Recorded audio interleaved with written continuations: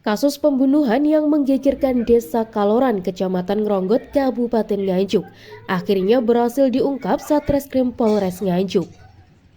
Dalam waktu kurang dari 10 jam sejak jasad korban ditemukan, polisi berhasil menangkap 2 tersangka yang diduga telah merencanakan pembunuhan tersebut. Korban diketahui bernama Gatot Triwahyu Widodo, 52 tahun, warga Dusun Nanggungan, Desa Kaloran, Kecamatan Ngronggot. Polisi menetapkan 2 tersangka, yakni Diana Marcelinda Gatot atau DM 19 tahun, yang merupakan anak angkat korban, serta Novian Jerry Saputra atau NJS 28 tahun, kekasih DM asal Kecamatan Tanjungano. Kasat Reskrim Polres Nganjuk AKP Sukaca menjelaskan bahwa berdasarkan hasil penyidikan, pembunuhan tersebut diduga telah direncanakan sebelumnya. DM diduga menjadi pihak yang menyusun rencana, menentukan waktu pelaksanaan, sekaligus membagi peran dengan NJS. Polisi menduga motif pembunuhan dipicu rasa sakit hati karena hubungan asmara kedua tersangka tidak mendapat restu dari korban. Peristiwa ini terungkap setelah warga melaporkan korban menghilang sejak Senin 13 Juli 2026. Kecurigaan warga semakin kuat ketika melihat gundukan tanah baru di samping rumah korban, serta mengingat adanya suara keributan dan teriakan minta tolong yang terdengar beberapa hari sebelumnya.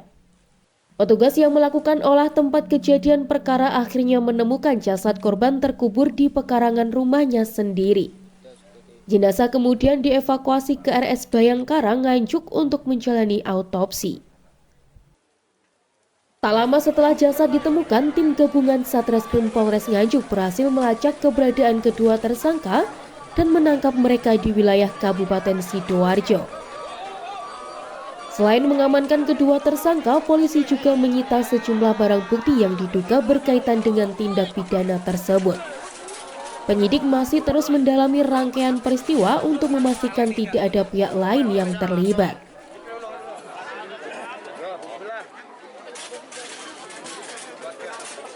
Kedua pelaku ini sudah merencanakan terlebih dahulu. Caranya bagaimana? Yaitu pada hari Sabtu itu kedua pelaku sudah merencanakan, terus kemudian dari perencanaan itu dilaksanakan kegiatannya pada hari Senin jam 15.00. Dalam melakukan eksekusi tadi, pembagian perencanaan tadi sudah dibagi perannya masing-masing. Sebagai otak atau yang punya ide adalah pelaku perempuan atas inisial DM. Jadi DM ini yang punya inisiatif merencanakan dan dia yang membagi peran masing-masing. Saya jelaskan secara jelas dan singkat bahwa DM ini berperan dari belakang membekap mulut korban di saat berdiri, kemudian NSP berdiri di depan korban. Setelah DM ini membekap mulut korban dari belakang, NSP menjegal korban dari depan. Setelah jatuh terjadi pergumulan antara korban dengan NSP.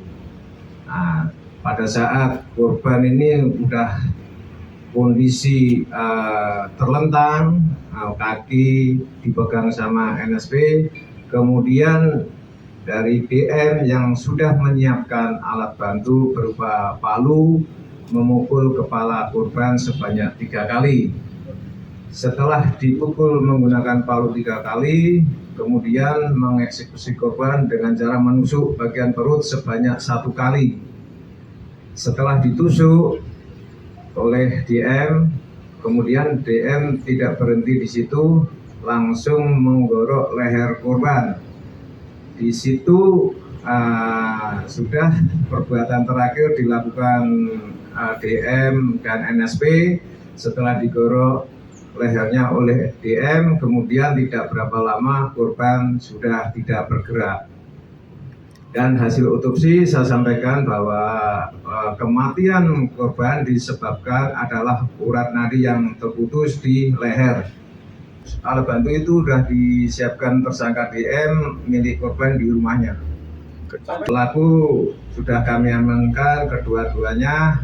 Mereka adalah pasangan kekasih yang tidak direstui oleh kedua orang tua masing-masing.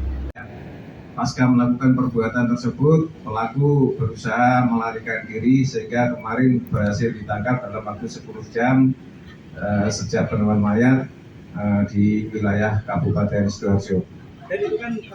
Pelaku melakukan perbuatan itu di hari Senin jam 15.00, kemudian jam 19 setelah sholat Isya baru digeser di pekarangan tersebut, ditutupi oleh daun-daun pisang oleh kedua pelaku.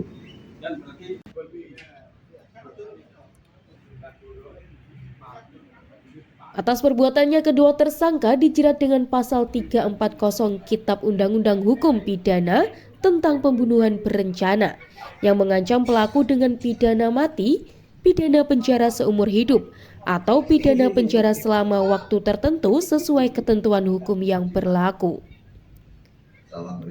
Kasus ini menyita perhatian masyarakat karena pelaku diduga merupakan orang terdekat korban.